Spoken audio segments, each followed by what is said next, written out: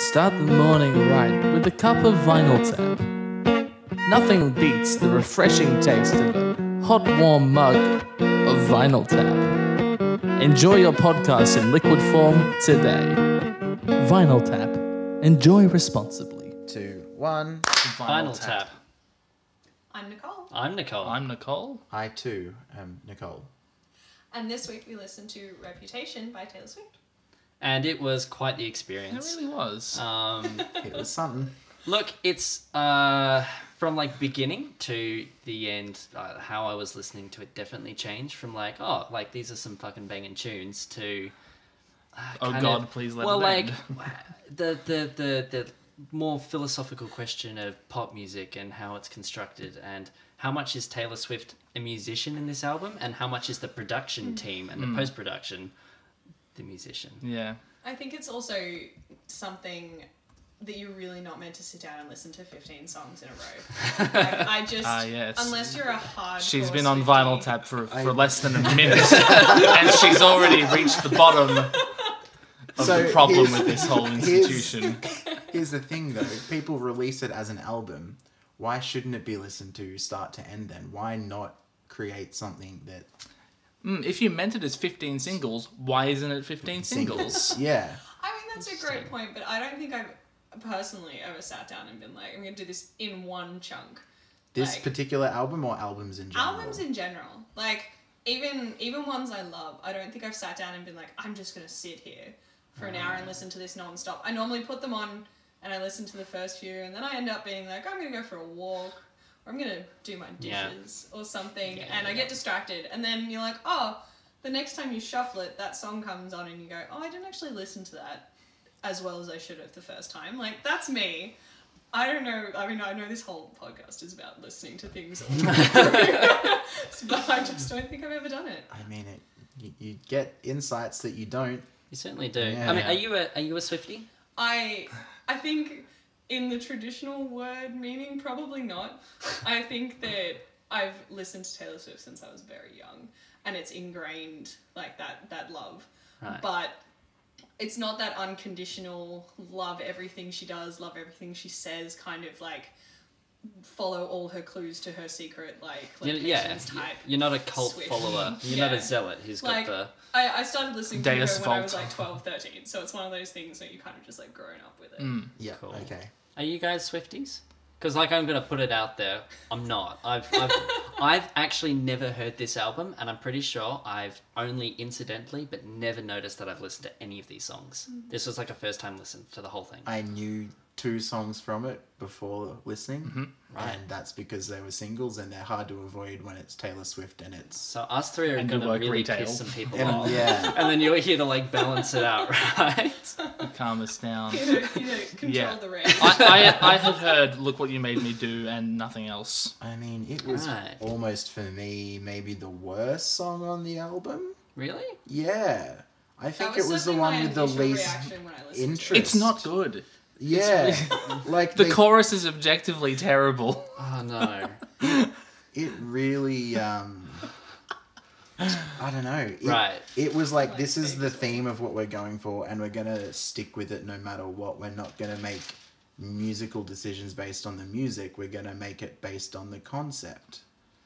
I kind of loved it, to be honest. I actually listened to it like specifically for this. There's that weird kind of fairy tale eerie thing at the start that I've never noticed before. Like the orchestral intro.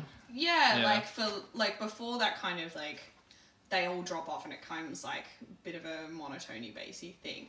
That was really interesting because I kind of got like, I don't know, hurricane kind of fairy tale, like the twinkly little bit of it, and it drops off. And I was like, I wonder if that was like an Intentional thing? intentional decision to kind of give me that reminiscent feeling. I definitely got Gangsta's Paradise vibe right at the very beginning, Oh, and then yeah. it became I don't know. It's like an early 2000s banger, like what's that? When song? you say that, is that B-A-N-N? because in I did general think- the drums are too loud throughout the entire album?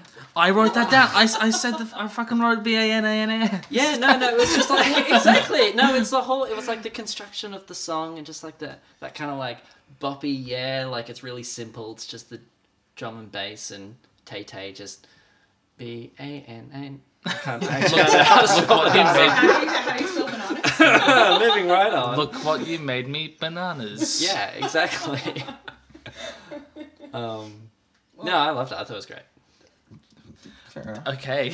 And it was also like very different to everything that we listened Yes, to, right? that's really something, is that these songs are very samey. As Nicole said, it's probably not designed for album consumption in the way that albums in the 70s and 60s I were. mean, you say that, but there are some really nice shifts in there, especially towards the end. Yes, but if you're going to say that this album is thoughtfully and well constructed, I'm going to instantly disagree with you. I don't think I would say Because that. the two songs, Getaway Car and King of My Heart, they're right next to each other. Their chord progressions, not only are they like the same Roman numerals, it's the exact same chords because they're in the same key. This is the same song twice, okay? And sure, vibe-wise, I understand if you want to put those songs next to each other, but from a musical place, it makes absolutely no sense. You'd have to break that up. I don't think there was, personally, a lot of consideration into the order. At least I couldn't find any logical thought behind the way they were structured. And most of the things that would break up that monotony were all together at the end. Yes. That could have been Yes. used throughout the album. The to last two give you- songs are such a nice change of pace, and it would have been so good to have those thrown in earlier on. I really agree with that in terms of a musical standpoint, but lyrically, I think the answer you're There is looking a for is story. probably. Yeah. I'm not saying it's like it's following like a chronological timeline. I'm not saying like she's. She telling hasn't you- written a concept album. Yeah, it's not like this is rock like opera. an entire story and here's the conclusion in the last two songs. But I think lyrically, if you'd thrown the last two songs in the middle, I think it might have felt a bit jarring because you would have gone like from all this somewhat. I'm a bad angsty, girl now. Yeah. What is this Stuff. story? I don't understand the context of what this is. Well, So- is this album about Taylor Swift's reputation? Is that the idea? Essentially, from what I understand, and again, I'm going to annoy a lot of people because I Go Yes, for I it. do it. haven't, Please. sat, I haven't sat Yes. down and been like, I don't follow who she's dating because I don't do that with any artist. Like, I don't sit down and be like, who are they dating? Like, I don't know who my when friends are their breakups dating. happening. But I understand that from the Reputation album was around the cancel Taylor Swift thing, where essentially where like there was this huge blow up of people essentially telling herself to go die and kill herself and be Yeah. part of that. And so the cancel Taylor Swift thing was a big one. And I'm going to get the quote wrong, but at one point she said, like, you've created this image of me, this reputation that you think I am, let me hide in it. And so this album was her putting out the image that everyone thought of her. So it's not necessarily like, I think I am this person. And at least that's Like, the this vibe is who I get you from it. think I am. This is who you think I am. This And is what you think I am. it does sound like she's having a lot of fun with like playing that up and making it sound as ridiculous as it is. Oh, Yeah. and I Did Something Bad. There's a lyric line dedicated to that, and I actually was wondering if this was in response to cancel culture because she said, "What, they're burning all the witches, and doesn't matter if they are or something." I think that's the line, and it was like, yeah, okay, this is like, to me, it felt like she was sort of responding to being cancelled, and Yeah, because this, not that it's got a lot to do with the album, but this was like the press release where they wiped all her social medias. Right. For months, there was nothing on them. Wow, And the only thing that right. came out on them was this, like, the promotion for this album. So she just basically went underground, and Reputation was like that step out of that. And for us that, like, knew her and followed her, you noticed that popped off and, like, she just disappeared. And it became that kind of thing. And so for me, when I started to listen to it, like, because when I first listened to it before today, I was like, yeah, I'm not connecting with this album because I grew up, like, listening to her older stuff. And then you kind of listen through it and you get more familiar with the lyrics. And even today, there are, like, lyrics that I'm starting to, like, really love. Like, in Ready For It, she said, like, there's merchant to this Taylor, and I really like the kind of witty wordplay because I think she's actually quite good with her lyrics, and I don't think you see enough of that in this album. I think that it drops off. Like, there's only a few little lines where she says something that's really quite cleverly thought out, and I think I missed that in this whole album. Was like, where is that lyricism that I know you playfulness. can do, Yeah. and I know you're very good with your words, and I know you think about them. And I felt like Yeah, there and- wasn't a lot of that in this. Well, maybe that's because of the reputation Oh, that she's yes. portraying. Because you think of a song like "Look What You Made Me Do," and the chorus is just those words Yeah. 6 times. Did you sit there and count them out? Like, No, actually, like a I think little it's- tally? I think it's 5 actually. Yeah, and it's like, well, this is uninspired lyricism, and maybe that's the point. Kind of, yeah. Yeah. I mean, that does make sense. There is some stuff in here that's very cringe as Yeah. well, which isn't what you generally Like expect. the word chill, is that a very American thing? Like I it don't comes up in multiple I- songs, I and say I it don't a lot. understand the word chill. Chill. Oh, it's just Like The one personally. that- Just The one we're, that- we're hanging out in the fridge, you know. It's nice and The one that got me the most is the old Taylor is dead in Look What Made You, because it's just so. yeah, that was hilarious. It just makes me think of you play this song backwards and it secretly says Paul is dead. what? Except you Beatles. play it forward and Taylor. Yeah, I don't know. It was just like. Are you so- saying I don't get this that joke. Taylor Swift was making a reference to an underground Probably conspiracy not. from the 1960s But that it'd Paul be McCartney had been interesting, dead? right? I really like who's count, like she's saying, who's keeping track of who's done who wrong, and she says 1, 2, 3. I'm like, I I was really confused by that No. because isn't the album kind of in a very straight 4/4 kind of rhythm? And then I went 1, 2, 3. Is there? there's a rest after the third one, I was and then like- she goes back into a verse, I think. That's fair. Yeah. Right. Well, I mean, that's a bit of context on it all. I guess that kind of makes it. You said just before, you're like, there's some things that you Really liked. really liked. Well- Specifically, Should we what start are with those? the If we likes? start with that, I did something bad. For me, it was like the epitome of, like musically, at least what I listened for, that electronic style that she was really going for. Yeah, I did like It was really good at using like different textures and like having things come in and out to emphasize choruses being big, verses being small, but doing it in like a really subtle. Is it that one? Am I? I actually. Did anyone Pretty else get the kind of vinyl scratchy? You can tell I play the violin and not a DJ. But in I Did Something Bad, I kind of got that little like that aspect of it. Like there was a bit of that in the background, which I was really kind of surprised to hear, especially when a lot of it is very like electronically generated. Do you mean like genuine, like vinyl, like a crackle sound over the, like a hiss over it, or more like someone's like? It felt like there was that like warp in it, like In the chorus? So I that don't warp, think I I know where it think, was, was but- coming from the synth bass. The attack envelope had been reversed, so rather than you getting like a sharp attack and then like wubs into yeah, it. it goes Yeah. like, whoop, and it. They also did that right at the beginning. There's this really nice tonal painting where, what's the lyric line? She's like, I get played like a violin, I Yeah. think she said, and it starts off with string pizzicato with like reverse Right. delay. Is that what the note stabs at the beginning were? Yeah, yeah. Because that was something they used really well in, I think it was the second verse, like the first verse after the chorus. Yeah. So that first verse was really sparse, and then you had that massive drop into the chorus that was crazy, had a bunch of different textural things going on. Yeah. And then they brought it back down, and they had what was happening in the first verse, but with note stabs on every beat to make it thicker, but also like give it momentum. And then right like 1 or 2 bars before the second chorus, it dropped out to what the first verse originally was. So it dipped again before exploding into the chorus. And then the bridge was like long held notes, which was like everything else in the song was very rhythmic and driving.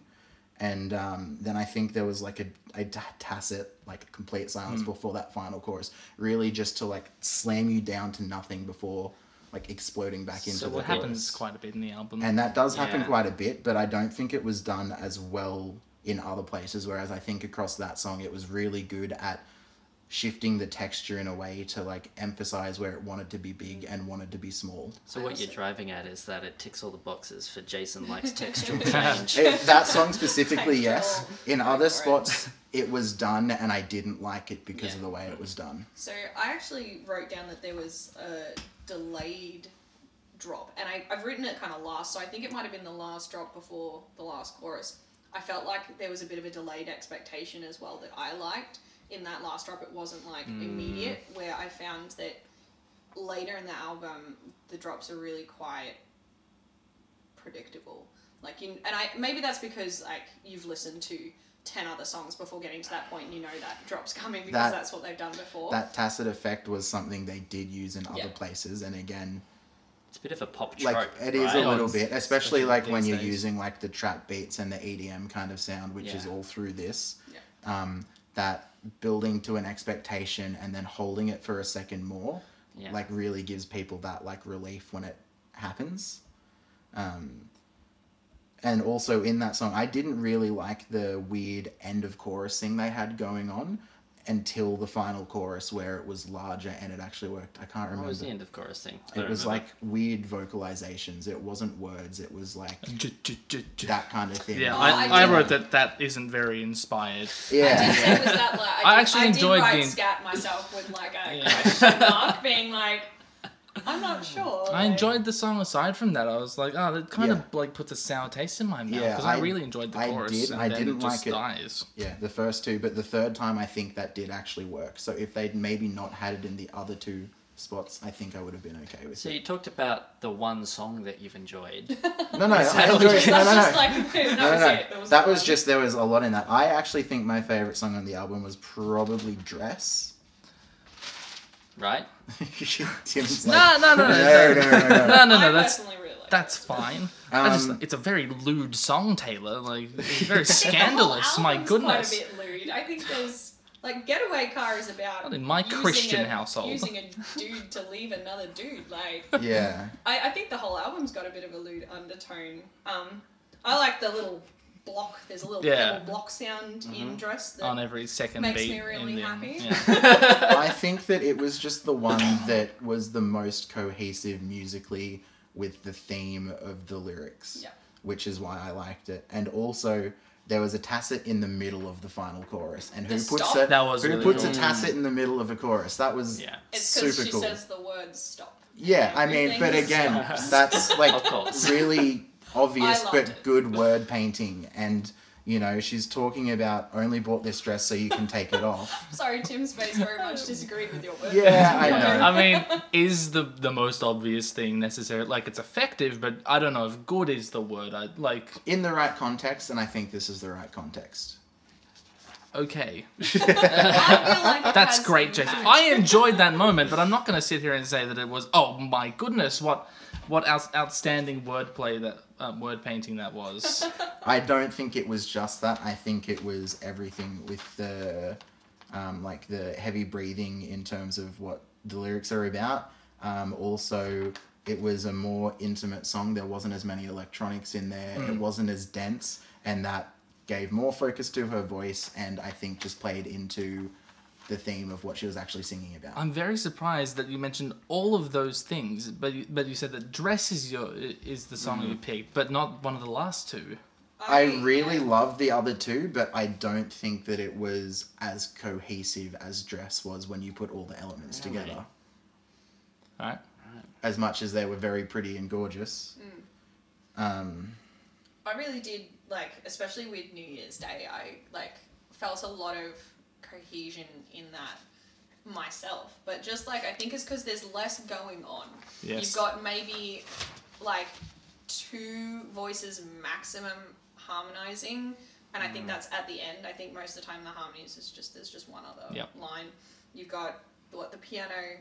And There's a then guitar a the bit later guitar on. later, but that's not in your face either. I Yep. think that's why that cohesion felt And real. there's a lot of space, and they capitalize on that space a lot. They have rubato at the beginning, where the phrase was like more in time, and then it kind of shifted to freer time at the end of each phrase. Actually, I had Do that you mean question as vocally? well. I wanted to know if Vocally she had and space. musically. In that intro, Yeah. where it wasn't in strict time, it felt to me like it was pushing at the beginning of phrases and pulling back at the end of phrases. I'd have to listen to it again, but Well, probably. so kind of on both of those points, this is like the only song where post-production hasn't altered Tay-Tay's like Taylor's like vocal. T-Swizzle, let's T-Swizzle. just This was lean all into I it. noticed from like the video she's rapping with cookies Let's like just 10 years ago. lean Yeah. into it. Who cares? So, but like every So other Reputation. song, post-production basically affects her like melodic construction, her phrasing and everything. They taper off at the end of every phrase. The reverb finishes the phrase. She doesn't. So that kind of vocal expression wasn't there, and then we hit New Year's Day, and suddenly it's like, Oh, you're a human voice. you're a human voice. This is what you're actually like. You can construct your own phrases, and they're beautiful, It's and it sounds really good. Really good way to end an album. Like a really strong choice for the end of the album, I think. Yeah. Yeah. But like it gave it, I don't think it was necessarily melodically more like less busy, but there was that space because they didn't have that enormous amount of reverb. They didn't have like all that kind of like, all right, let's cut it so it's completely silent, and then everything will have, you know, reverb, pre-reverb, whatever. That's cool. Preverb. Also, that low note she sings on It's the Forevermore. lowest C, Oh. which is very impressive. Oh, I gorgeous. think that's a real thing you don't notice in this album is how good a vocal range Yeah. she actually has. And I think that I miss that in this album as well. Like I know that she gets flashy. Generally last chorus, bridgy area, she does get a bit Get flashy some high Fs and Gs maybe. and that kind of thing. if But I you're feel lucky. like it's really kind of static at various points, and I think that's just a real shame because I think she's got this huge vocal range. I'm not saying she has to go from like ranges all the way up and down in every verse, like that would be very jarring, but I think you're missing a lot of that until That's how bridge. Matt I kind of feel as though they relied on her vocal strength to carry most of the album. Yeah. Most of the intros to these songs were either percussion or one instrument and her voice, and her voice with that reverb is what was filling the space and kind of carrying the music most of the time until all the other stuff came in. And I feel like that's what I was getting annoyed with towards the end of the album was I was like, okay, her voice is phenomenal, but you don't have to start every song in the same kind of way. Same way. I wanted to know also, particularly Tim, you would have noticed this, and I know I was watching Habibi tap the desk at various points. I think while it got very straight rhythms, I feel like there's a lot of bass syncopation at various points in time, and I feel like at the start I was like, that's pretty cool, like that's really kind of interesting, and then again towards the end I was like, oh, we're a straight rhythm with like a syncopated bass again, and I wanted to see what you guys were feeling with that because I noticed that was something your brains were picking up on. What's that? The 4 against 3, I think. There's that a is. 4 against Yeah. 3 that happened all of the time. There's also a dun dun dun Yeah, dun dun dun dun, which dun, is like an dun, extended trio. Yeah, something like yeah. that. Yeah. It's like 4 dotted quavers and 2 normal quavers. But it was, no, you're right. Yes. It was literally it was those 2 rhythms, and then maybe about 3 songs with just regular straight. Yeah, I did note the dum, dum. Yeah. Quite a bit throughout this song. I And was like, and look at that it beat. sneaks up. Like the reason that I was tapping at all these different sort of times was like, the song would sound straight, and then there it is. There's like a little bit of cymbal going, tick, tick, tick, tick, tick, or like the piano going ding ding ding ding ding ding ding Yep. ding, and it's just like faintly in the mix, and I was like, oh, you motherfuckers. Piece of shit. I'd really love to see how you guys felt about our sorry. one and only song with other people in it. Oh, Which right. is Mr. Sheeran. Endgame, Oh, yeah. which I thought like was quite interesting, but I'm a little confused as to why there's only one song on this Yeah, album with anyone that also else in threw it me. that's a major like player. Because usually when you do that, you do it a bit Yeah, and not at just least once. 2. I feel like 2's like my personal baseline. I'm imagining that this was a like strong song that they wanted to market a lot because it has Ed Sheeran and Future in it, and it's the one where she says reputation. Yeah, She said it. She said the thing. she said the words. I don't know. I was just like, I hope this is the song that's going through Doctor Strange's mind when he's like, we're in the end game now. Oh God. I don't know. I really personally didn't get a lot out of this song. I thought the shift from the first song into this was weird. I actually feel like it's probably the one that feels the most out of place on the album, this song. And it might be because there are other people on this it. song. They do so much with her voice across the album, and then having thinking about just Ed Sheeran and Future's voice in there. It's like, well, Did we have to do that?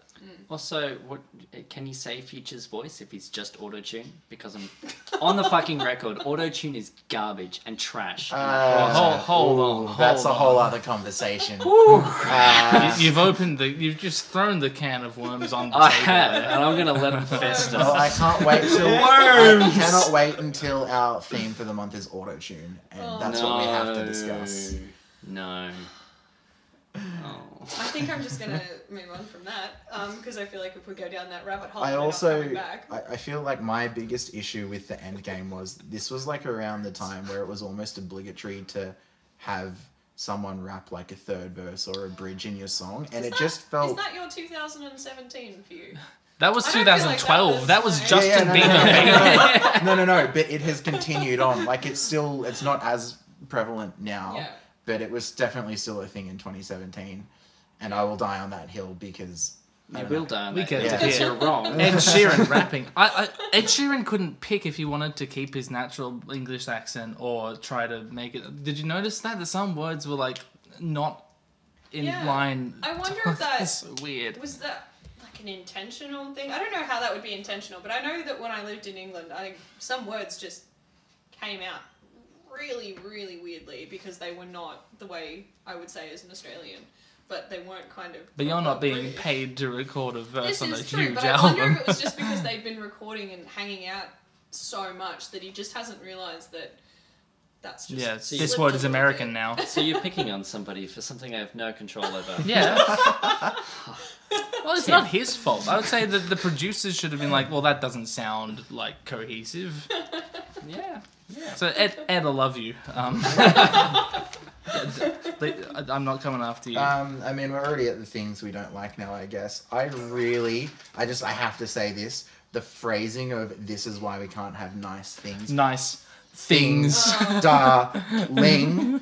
Oh. It's not catchy. It doesn't emphasize the words in like a fun way. It just like makes it clunky. Yeah. And everything else about that song is kind of like good and fine, but just the phrasing.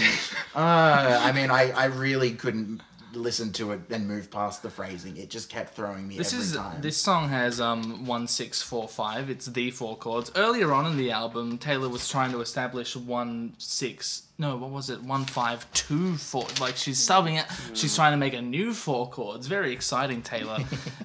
So I just hated listening to this because it really pointed out to me that across this album, this song in particular, I was like, harmony is not a constructive element of music in the making of this album. It's incidental. It's not something to make a point. Like it isn't used to accomplish anything. It's just lay harmony down so we can do other things. Like it doesn't matter what the harmony is, and I take issue with that because the harmony, it's the bedrock in some sense. So if you build it differently, I said in some sense.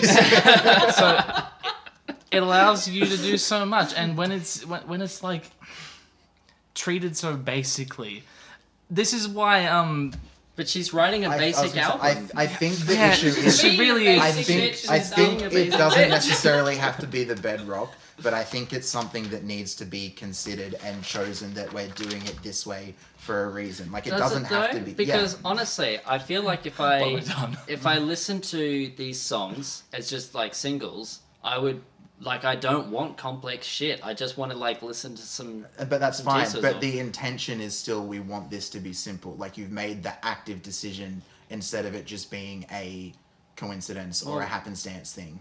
Like Do you Tim is think? saying. I it's mean, well, coincidence. maybe they just wrote the songs and then what you're arguing that you'd have to then be like, oh well, these chords for this entire album are all too simple. Let's just complicate That's it. not what for I'm no saying. reason. That's not what I'm saying. I'm putting words in your mouth. You are putting words in. how You're this saying the podcast works. the opposite of what I'm saying. I'm saying that if you want it to be simple, if it has Okay. been simple, you go, okay, this is what I want, or let's make it more simple. Allow me to illustrate my point with an example.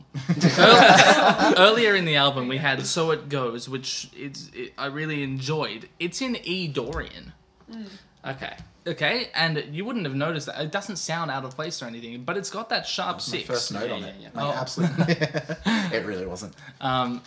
And it doesn't really have a clear tonal center, so you can be simple and you can be harmonically interesting. You don't have to, But I'm saying, like, you can do, and like the opportunity is there, and when you want to express something in particular, which she clearly did with this album in certain places, some songs it's like, I don't really give a shit, let's just sing the melody and move on with our lives. Yeah. But like when you want to make a point, you can, and that's why I think my favorite song on the album is probably New Year's Day, because it's got the space to play. It's the same chords across the whole thing. It's just C, A minor, F. But because there's so much space that we talked about earlier, she can play with those chords in interesting ways, add extensions, have also across this album. I know I've started 8 different thoughts and haven't finished any of them, but I've been very good this podcast. Thanks, Kanye. Thank you. She does that thing where you have chords changing, but the same melody is thrown across each of them. She does that, and I think in New Year's Day, the counter melody, is that what you're gonna say? No. Finish your sentence, Jason. Commit. I should commit. I haven't. Make your point. So if you're gonna interrupt me, you'd better have something. In New Year's Day, where she takes a previous melody and then puts it as a counter melody at the final chorus, is just such a like what Maroon 5 did. Yes, like what we were talking about before. I was like, "Fuck yes, that's so pretty." That was actually another song that I was like, "This like compositionally is exactly a Maroon 5 song," and I loved it. Which one was it? So wait, are you trying to say that Taylor Swift just copied Maroon 5?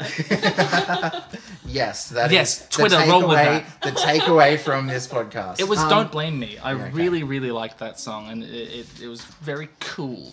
Yeah, I it was in that 12/8. Been a good single. Song. I think that would have been a good single. I also feel like there was a tambourine in it at some point. And that gets Just Nicole every time. Fucking like love the belly bit, not so much like the rest of it. I just felt like that there was someone in the background just give a little like nothing crazy, just a little.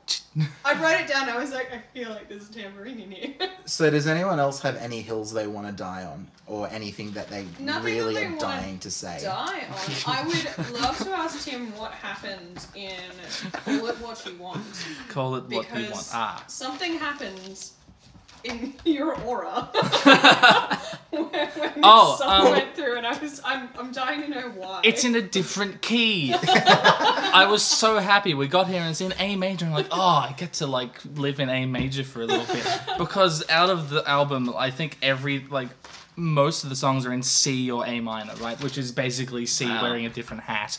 So having a song in A major, and I got to like dwell in an F sharp minor chord. I was like, oh my god, I really liked that just because it was in a different key. Yep. That's really all it takes. And actually, it really annoyed me how many of these songs were in C, because you can just make something sound more interesting. I know that everything's equally tempered these days, but they still do have different feelings. Yes.